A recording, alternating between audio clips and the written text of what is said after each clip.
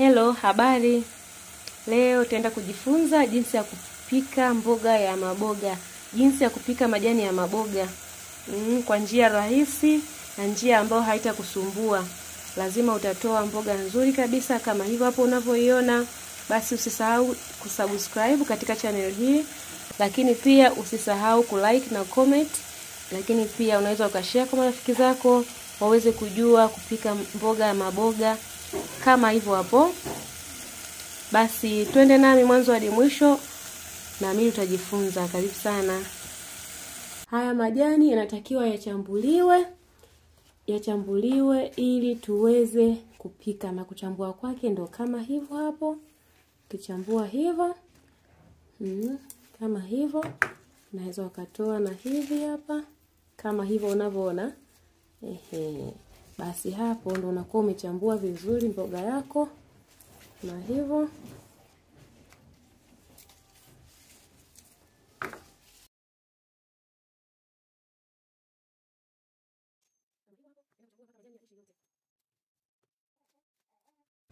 Kwa hiyo basi nitaenda kuosha.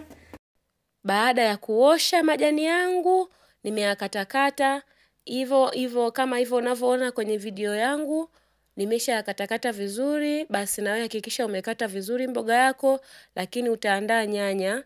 Nyanya utaandaa kulingana na uwingi wa mboga yako. Kama mimi nimeweka nyanya moja tu kwa sababu mboga ni kidogo sana. Kwa hiyo kama hivyo hapo. Basi mahitaji yetu ndo kama hivi hapa. Kuna nyanya iliyosagwa, lakini kuna kitunguu na kuna unga wa karanga kama huu hapa. Unaweza ukatumia unga wa karanga au unaweza ukatumia unga wa tetele ukaunga mboga ya maboga ikawa vizuri, au ukatumia unga wa alizeti au ukatumia peanut butter. Ni wewe mwenyewe utakavyoamua, lakini hapa kuna chumvi na pia kuna mafuta.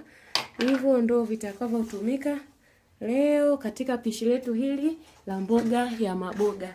Basi kama hivyo hapo, tutaenda kuweka mafuta katika sufuria na kuanza kupika. Mafuta kama hivyo hapo yanatosha, na mafuta yakishachemka tu basi tunaweka kitunguu.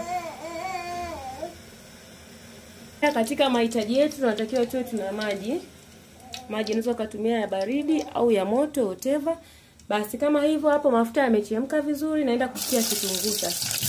Kitunguu changu nakoroga kidogo, nageuza kidogo tu kama mara ngapi tu, hata dakika moja isiishe. Alafu naenda kutia maji. Kama hivyo hapo nimeshageuza kitunguu changu. Basi naenda kutia maji kama hivyo hapo. Basi nilivyotia maji hivyo, nahakikisha kwamba hapa maji yanaweza yakatosha. Maji unavyoweka sasa, angalia kiasi cha mboga yako ulionayo. Ukizidisha maji tayari umeshabugi ile pishi. Ila pia ukiweka maji kidogo sana, napo pia itakusumbua. Otherwise kwenye kuongeza uje uongeze maji ya moto. Sisi tunaelewana hapo? Basi kama hivyo hapo mimi nimekadiria hao maji hayo hapo, naona yatatosha kwa mboga yangu, maana ipo kitu kidogo. Kama hivyo hapo. Hapo hatua inayofuata ni kuongeza chumvi. Kwenye maji hayo ambayo tumeweka hapo. Basi kama hivi chumvi kadiria chumvi kidogo. Maana mboga ya majani ina tabia ya kunywea, kwa hiyo inaweza ikakudanganya kwamba mboga ni nyingi ukaweka chumvi nyingi sana utazidisha. Kwa hiyo kama hivyo hapo, ninapopika mboga zingine huwa napenda kuweka chumvi mwishoni kabisa baada ya mboga kuitia mboga, lakini kama hii hapa inataka chumvi yetu ichemke na maji kama hivyo hapo. Kuchemka, basi inapozidi kuchemka nafunikia. Naenda kufunika kama hivyo na nitaacha vichemke kidogo, vichemke hata dakika moja tu. Kisha chemka tu, vichanganyikana vizuri. Basi naenda kutia mboga yangu. Basi zimeshachemka, dakika moja imeisha.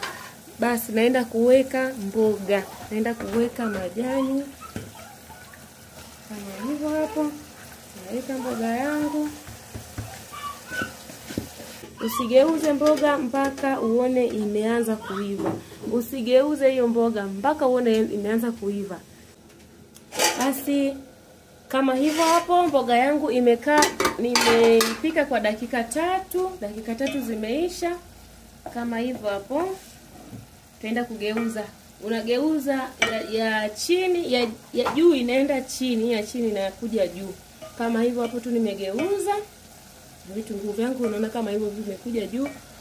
Basi baada ya hapo naenda, hakikisha maji bado yamo. Kama hivyo naona bado maji yamo, hajakauka. Basi naenda kuweka nyanya. Nyanya hii inakaa tu kidogo, dakika 1 tu inatosha. Dakika 1 tu inatosha kwa kuivisha hii nyanya. Baada ya hapo kama hivyo hapo unasambaza, usikoroge, usigeuze. Kama hivyo tu unasambaza upande wa juu hivyo hivyo.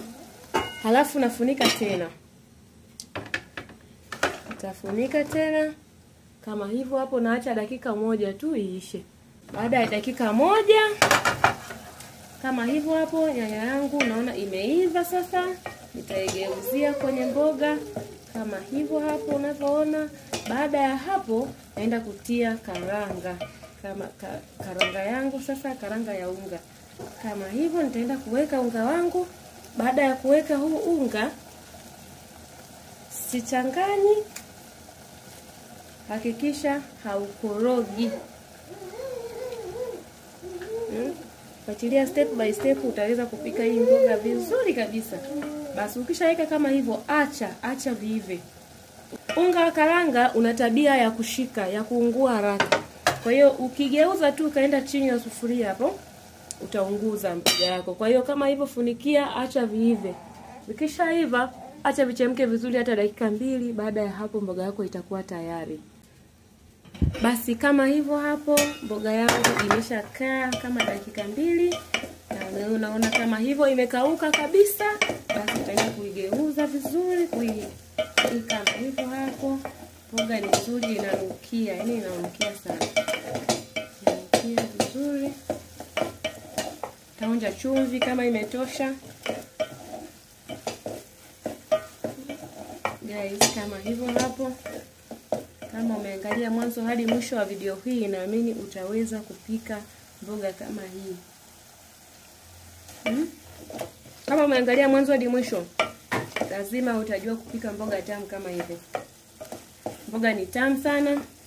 Mboga ni hata kwa muonekano tu yani ni nzuri. Kama hivyo, mboga yetu ni hivyo imeiva. Asante sana kutazama video hii mwanzo hadi mwisho.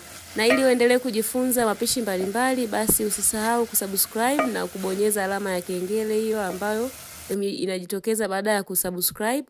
Lakini pia unaweza ukashare kwa marafiki zako na wasikose na wasipitwe na video kama hizi hapa. Asante sana, basi tukutane katika video ijayo.